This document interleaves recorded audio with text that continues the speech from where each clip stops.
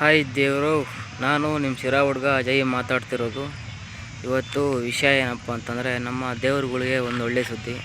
ಏನಪ್ಪ ಅಂತ ಹೇಳ್ತಿದ್ದೀನಿ ಅಂತಂದರೆ, ನಮ್ಮ ಶಿರಾ ತಾಲೂಕಲ್ಲಿರುವ ಕುನ್ನಾಲು ಶ್ರೀ ಕರಿಯಮ್ಮ ದೇವಿಯ ಜಾತ್ರೆ ಮಹೋತ್ಸವ.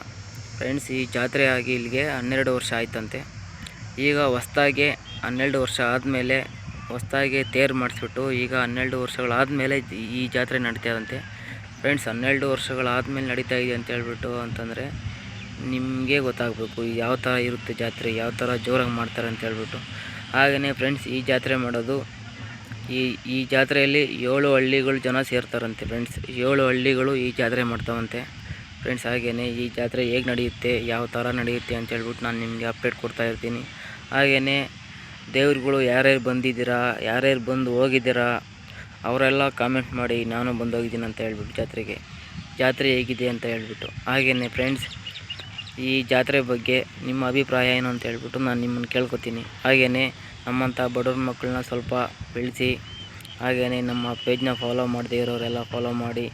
ಇನ್ನೊಂದು ಏನಪ್ಪ ಅಂತಂದರೆ, ಈ ಜಾತ್ರೆಯಲ್ಲಿ ಆ ದೇವಸ್ಥಾನದ ಹತ್ರ ಕುರಿಗಳನ್ನ ಕಡಿಯಬಾರ್ದಂತೆ. ಏನೋ ಗೊತ್ತಿಲ್ಲ, ಶಾಸ್ತ್ರ ಅದು ಕೇಳೋಕ್ಕೆ ಹೋದರೆ ಗೊತ್ತಿಲ್ಲ ಕಣಪ್ಪ, ನಮಗೆ ದೊಡ್ಡವ್ರು ಏನೋ ಹೇಳಿದ್ದಾರೆ, ಅದಕ್ಕಾಗಿ ಆ ಥರ ಮಾಡ್ತಾಯಿದ್ದೀವಿ.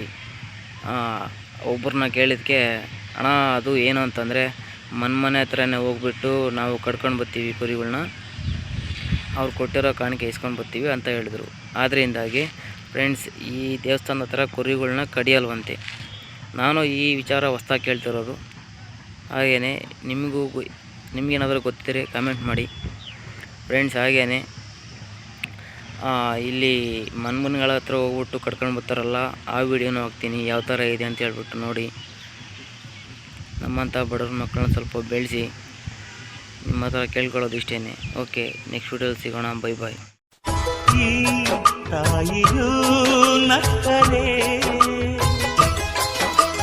ಸಂತೋಷದ ಸಕ್ಕರೆ ಮಮತೆಯ ಮಾತಿಗೆ ಭಾಗ್ಯದ ದಾತೆಗೆ ಮಾಡುವೆ